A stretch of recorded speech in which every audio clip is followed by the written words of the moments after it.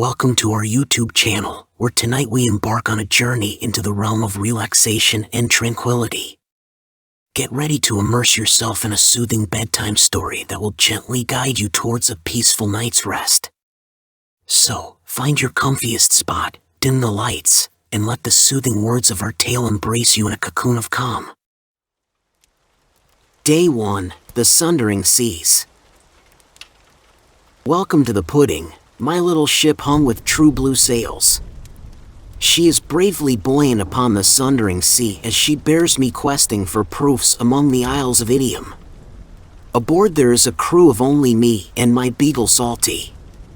I steer the ship on the heaving waves and Salty listens to my meanderings, understanding my moods with his plaintive eyes.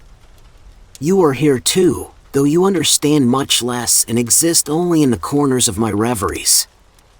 I am charting these waters and the isles they swaddle. I am good with a pen and a compass, and hope to describe for you the contours of shorelines and the shapes of waves that caress them. If I should discover any proofs along the way, buried in the sand or wrecked upon the reefs or marooned in the island villages, I shall attempt to sketch them for you as well, though, as you have so often told me, I am not good with abstracts.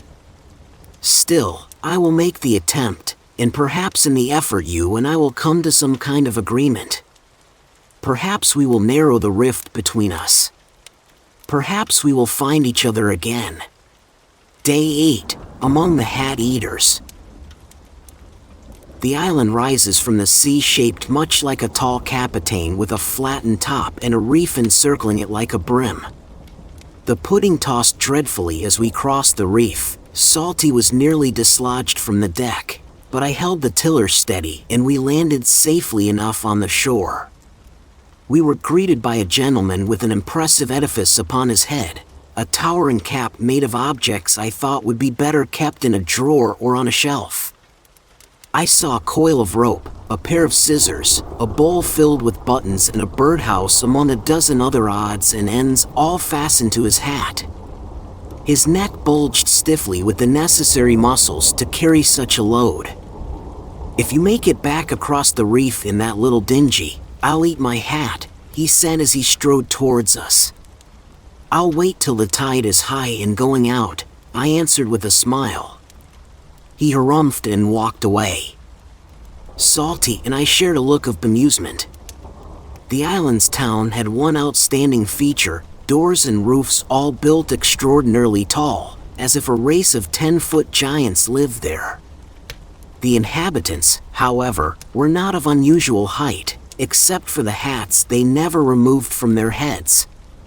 Like the gentleman who greeted us, every man, woman and child wore an ornament of outlandish proportions atop their pate, each decorated with an astonishing variety of objects.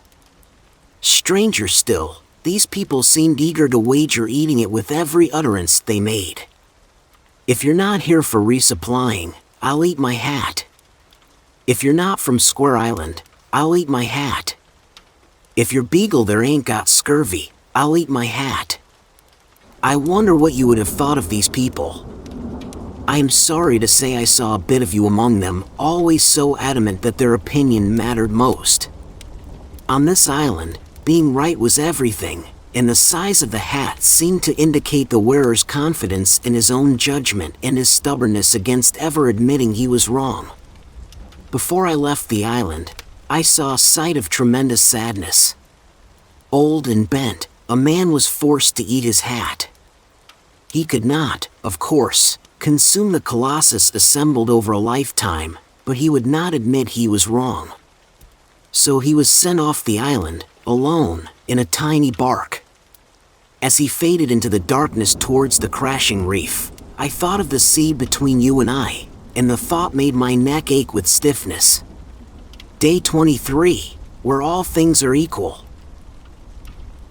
Short Stick Island is perfectly divided, everything in equal proportion.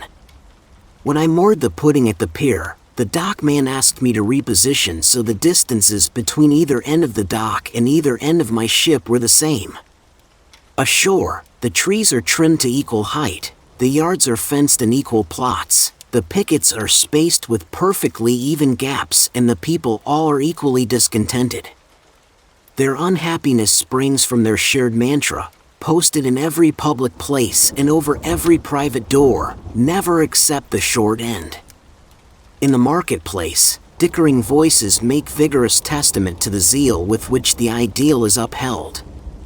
At every stall, proprietors and customers argue their side of the bargain is less equal, and at the closing of every deal both sides are displeased.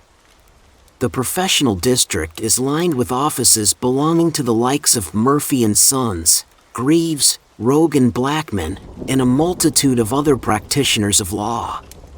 The thriving economy of litigiousness promises their clients the long end, and, judging by the marble facades and polished gold knockers, the owners of these offices frequently hold that part of the stick themselves. As Salty and I took our repast, I saw a small man and a large woman whose condition made me wonder. The innkeeper brought identical portions of stew, set before them in identical bowls. The thin man reached over his spoon and took a scoop from the woman's dish. "Everyone knows we men use up our victuals faster, it's only fair," he said, depositing the scoop in his own bowl. The woman reached out her spoon and took a double portion back. "I'm twice your size," she said, "it's only fair." The man reclaimed his scoop and took another from her bowl. "I hauled 2 cords of firewood this morning. It's only fair." The woman's face grew red. "I've done laundry for most of the town today, it's only fair." She dumped half his bowl into her own. "I thatched the roof just yesterday. I birthed your children. I worked my fingers to the bone." The stew flew back and forth across the table, and neither man nor woman ate their fill. Finally, both stomped out to find a lawyer to help them argue their case. I looked down at Salty, who was licking the last from his bowl. "Here," I said, "have some of mine." The innkeeper then asked me to leave, declaring with disgust that short-enders weren't allowed in his establishment. As I walked down the docks, I thought of you. Your eyes that flash when you are angry and your tears that you try to hide. I wonder if there is truly such a thing as fairness. If there is, I suspect now it isn't worth at all what I thought it was. Day 67, Twisters and Turners. Though Plotter's Island is quite small, it has 2 villages, one on either side, an easy walk's distance. The residents of each intermingle every day as they go about their business, and I have never seen such friendly greetings and doffing of hats and "pleased to see yous" among any bunch of neighbors. At evening time, however, they separate. Twisters brood together in little cliques in one town. Turners seat themselves pensively at tables in the other. Salty and I sought company among the Twisters. We found them most accommodating during the day, offering help to strangers and exclaiming how fortunate they were to have visitors to their humble land. After sunset, the mood turned different. I tried to join a group of conversationalists, but my presence dampened the dialogue and I saw sidelong looks that made me feel I wasn't welcome. So I sat with Salty some way off and listened to snatches on the wind. Nowhere have I ever heard such unabashed gossip. "The stranger, what have you heard about him?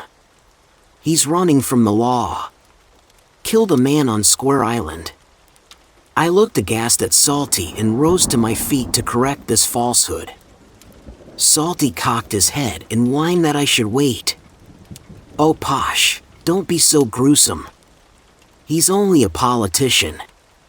Scandal, corruption, and all of that, but he never killed a soul. That's much worse in my opinion. A good wholesome murder in fit of passion is better than scumbag tax embezzling.